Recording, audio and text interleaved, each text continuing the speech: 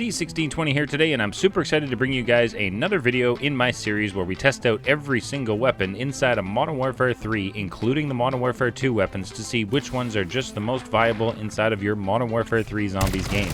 So I need to say a big thank you to each and every one of you guys as we are closing in on the last requirement needed for YouTube partner to be able to earn from ads. So I'm super excited for that. Thank you guys so very much. As we have reached partner, you will also notice down below beside the subscribe button that there is now a join button for members. So if you choose to support the channel that way, your options are there down below. And if anybody does choose to do that, I don't expect anybody to, but if you do, thank you so very much. Now today, with Season 3 dropping on April 3rd, which was my birthday, also a big huge thank you to everybody for all the birthday wishes. I really do appreciate that. Thank you so very much.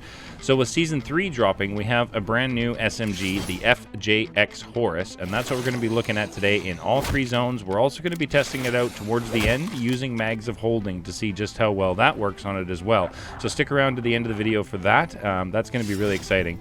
As well, there is the new weekly challenges, which unlocks an aftermarket conversion kit, which I've already gone ahead and completed, so let me know if you guys have finished that already. As well, there is a new event that is live today as this video goes live today. That's when the event starts. But without further ado, let's get to the FJX Horus video.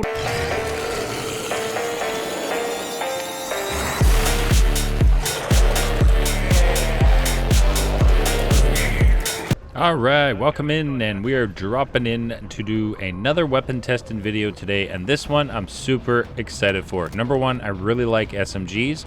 Number two, when they drop new weapons, typically they are very, very strong. So I was super excited to get into a match with the new FJX Horus SMG that was released with Season 3.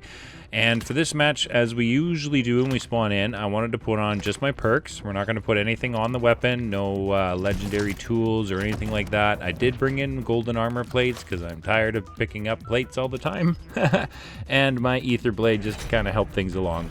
So the first thing we did was go in and spawn in and grab ourselves a tier 1 bounty, which was a mimic, and we were taking on the mimic here with, like I said, no rarity, no ammo mods, no pack-a-punch on the FJX Horus, and I was already impressed with just how strong this is with critical hits. Now, I do want to let you guys know I have the weapon to max level, so if you're doing the borialis camo grind and you wanted to get borialis on the FJX Horus, currently, once you have that completed, the camo still remains locked, so that is currently bugged. But as you can see, we made easy work of that first tier 1 bounty. I got a nice self-revive and a perk out of the deal, which was awesome.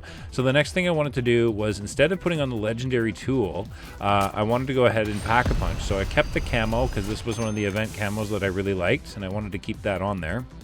So we went and got a pack-a-punch. We still have no ammo mods, we have no weapon rarity, and we are just pack 1. And I went and grabbed another bounty inside of tier 1 to see just how much of a difference it is with just pack-a-punch. And holy smokes, just pack-a-punch, I was able to beat this mimic in an unbelievable less than 1 magazine.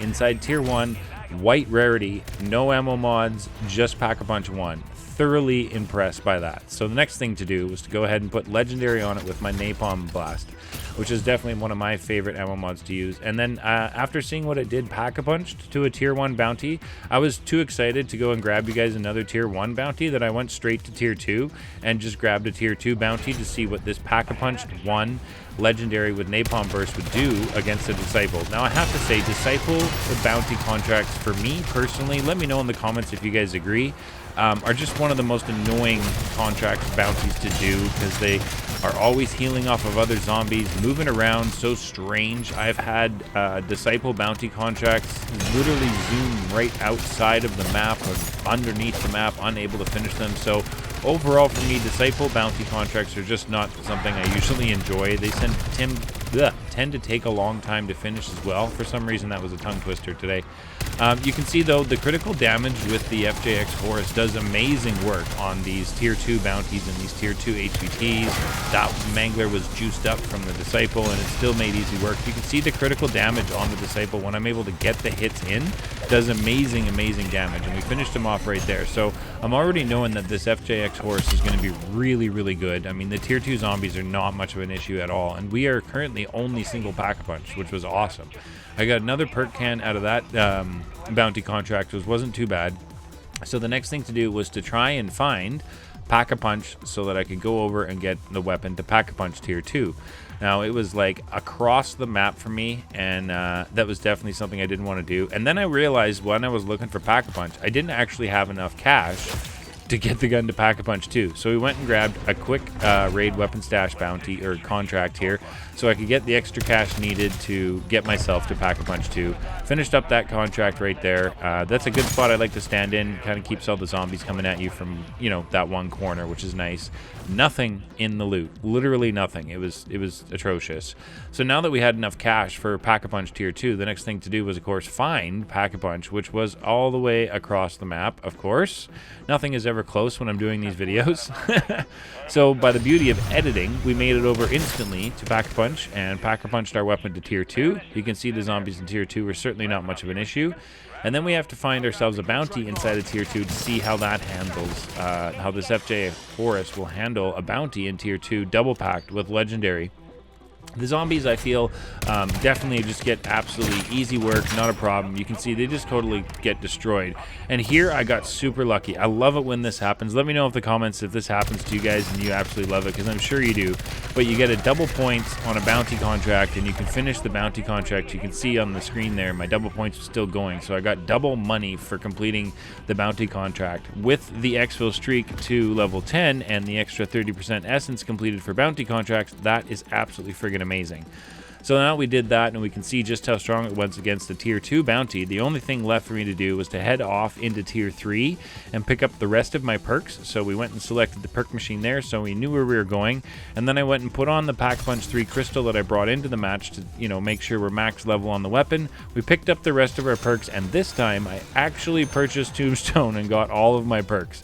So then it was off to see if we can find ourselves a Mega Abomination bounty in tier 3 to show you guys just how strong this is. Now, do remember, we do not have mags of holding on this yet.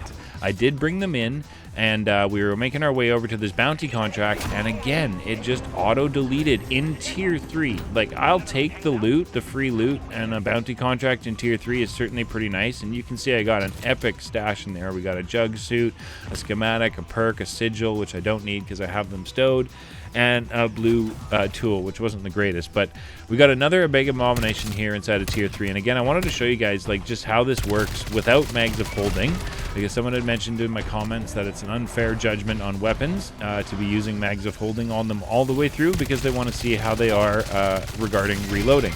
So having that feedback, thank you so much. I really do appreciate that. I took that into note, and what I'm going to do going forward when I have mags of holding on my run is I'll equip them once we're inside of tier 3 after we've already taken out a bounty contract without using mags of holding, so that you guys can see the difference. And this Mega Abomination wandered over there, which was weird.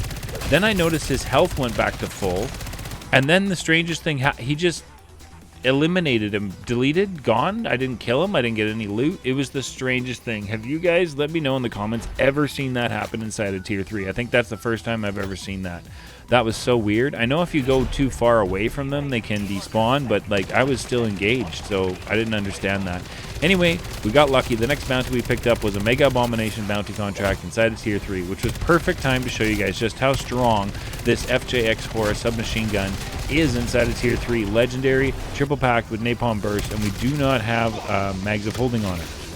And we were getting a Mega Abomination bounty contract. I went up on the roof so that I could trigger his laser attacks, which is a great way to do it if you guys are wondering. But of course, all of the zombies will follow you up onto the roof, so make sure you're keeping an eye out for the ones that are climbing up the edge there, as I was doing. But he got his second laser attack in, and there's his second eye or face, whatever you want to call it, has been taken out.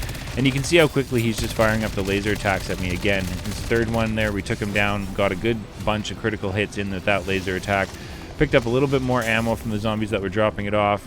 Cleared out these two with the Aether Blade, and then we were able to finish off the Mega Abomination bounty contract on his final laser attack there with this FJX Horus submachine gun, and I was pretty impressed. Like, that did not feel too challenging at all. The zombies are definitely able to get destroyed inside of tier 3, so I would say, you know, is this weapon viable? Crowd control inside of tier 3, definitely not a problem. You know, the random elites that you come across inside of tier 3, definitely not a problem. Bounty contracts, not a problem. Now, we put mags of holding on it here, and you can see just how much of a difference this makes on this weapon with mags of holding, as you're able to just continuously get a fire into those critical laser attacks. I took it down here, but that's okay. I did get a self-revive during my run earlier, so not a big deal. We just got ourselves back up and continued on our fight. Fired off his last laser attack here, and you can just see the damage. Like, we just melted that Mega Abomination, and that is with mags of holding. So it definitely makes this weapon, I would say, feel a bit stronger in that you don't have to reload, but it just, like I said, with mags of holding, it's just the non-reloading, so you don't have the breaks when you have to reload. You can just constantly fire. But I do understand the comment, and we're going to take that into consideration. Like I said, I love the feedback, and I definitely love hearing from all of you. So that's awesome. And like I said, I took that feedback to heart, and we're going to implement that going forward. And I think it gives you guys a better quality video and a better weapon, review to see just how it works with mags of holding and without mags of holding. Now, we went and picked up another bounty contract here with his Mega Abomination, and I was super excited to show you guys this. Made my way over, and it, again, self-eliminated before I even got there. Now, I'm not one to complain about a free Mega Abomination reward rift inside of Tier 3. Like, that's usually pretty darn good loot. I got an epic tool out of that, which wasn't bad. But I do I wish they would fix this bug or whatever so that I could show you guys these bounties instead of showing you them just getting instant deleted. I did hoard up a whole bunch of zombies inside this Tier 3 here before we went off to fight Zhorde like we always do. And you can see crowd control with the FJX Horus and mags of holding is like literally easy work. Literally easy work. And then we had to take on Zhorde, the Guardian of the Arches, who's here and gets wrecked in almost every video I make. Poor Zhorde. Now, this spot I wanted to show you guys, because Zhorde and Mega Abominations will not come up this pathway, you can kind of control the pathing of your Mega Abominations if you're looking to fight them. So you can see here I've got Zhorde. He's coming to attack me. He's trying to make his way up the stairs, but he can't. And then here he walks away, but I move forward a bit, and he just turns around and refocuses his energy back on me.